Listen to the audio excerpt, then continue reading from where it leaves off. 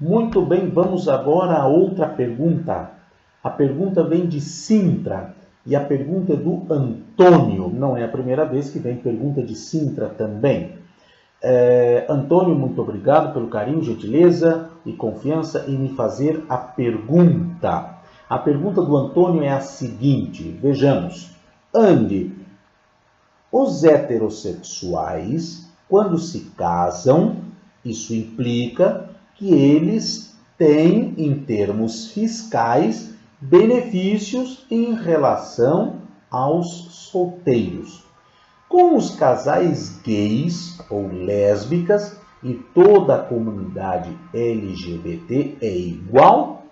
Ou seja, depois de se oficializar o casamento, tem os benefícios fiscais no IRS?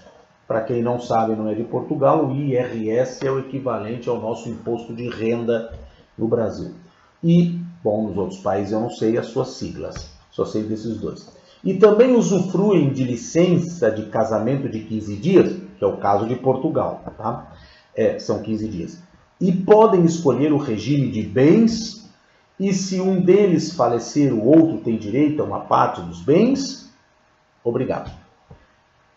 Muito bem, Antônio. E a pergunta do Antônio tá... Olha, essas duas, acho que essa aqui é a terceira pergunta, estão salvando a pátria. Estão salvando a pátria, né?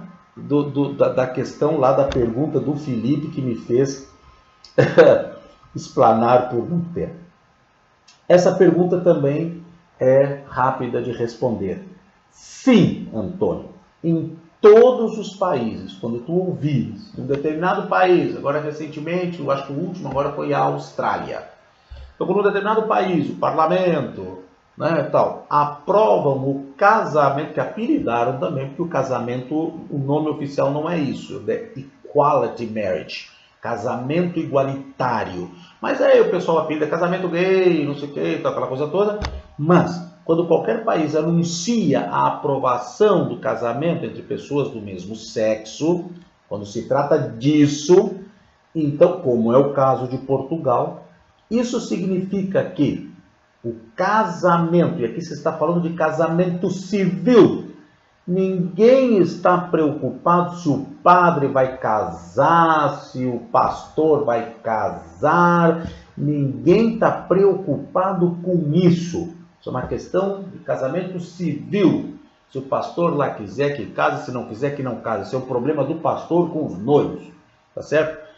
Agora, a recíproca não é verdadeira, porque normalmente certas correntes religiosas e denominações religiosas e líderes religiosos acham que a legislação canônica tem que ser aplicada na legislação civil, né? Pronto, mas isso é uma outra questão. Então, quando tu ouvires, Antônio, que foi num determinado país, como foi o caso de Portugal, a aprovação do casamento igualitário, isso implica que o casamento entre pessoas do mesmo sexo passa a ser absolutamente idêntico ao casamento civil entre um homem e uma mulher, com todos os mesmos direitos, tanto que nas constituições passa a haver uma mudança, que o casamento civil é uma união consensual entre duas pessoas e não mais entre um homem e uma mulher, tá certo? Isso é o que significa o casamento igualitário. Então, dois homens, duas mulheres, sejam cisgêneros, sejam transgêneros, bissexuais, homossexuais, heterossexuais, não importa. Duas pessoas que se casam passam a ter igualmente todos os direitos como qualquer outro, indistintamente. Esse é o caso de Portugal, inclusive no que diz respeito à adoção também, tá certo? Assim como um casal heterossexual pode adotar, um casal homossexual também.